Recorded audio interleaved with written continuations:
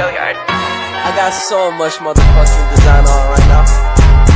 Break it down, bring it back, make it clap. I got 3 old thoughts, new block, wear that thing. Bitches on my line, and you know. Di sini saya ingin membahas pengertian surat lamaran pekerjaan atau SLP.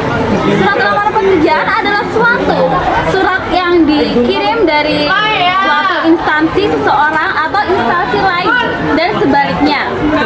Tujuan dari penulisan surat lamaran pekerjaan ini adalah untuk melamar pekerjaan, menjadi karyawan maupun posisi atau jabatan yang sesuai dengan yang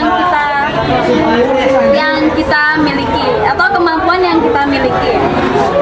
Surat lamaran pekerjaan ini sifatnya pribadi dan formal atau resmi.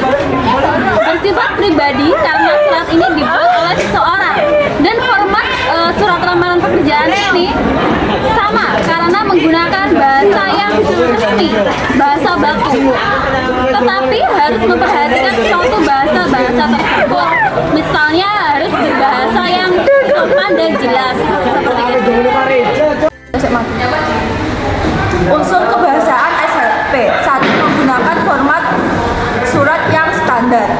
Formal surat yang standar adalah bentuk surat yang bisa digunakan dalam surat resmi. Yang kedua, menggunakan bahasa dan ejaan yang baik dan sopan. Yang ketiga, menggunakan bahasa formal dan sopan. Fungsi surat lamaran pekerjaan. Fungsi utama dari surat lamaran pekerjaan adalah sebagai tanda tertulis sebagai pengajuan permohonan pekerjaan, dan beberapa fungsi yang lain yaitu sebagai alat komunikasi untuk memberikan informasi mengenai identitas pelamar kerja.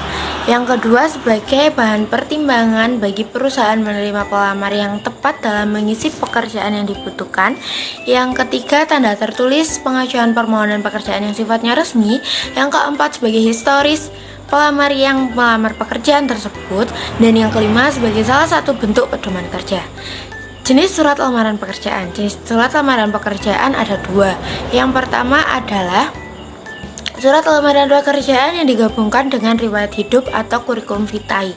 Jenis surat lamaran pekerjaan ini akan memuat informasi dari gabungan riwayat hidup.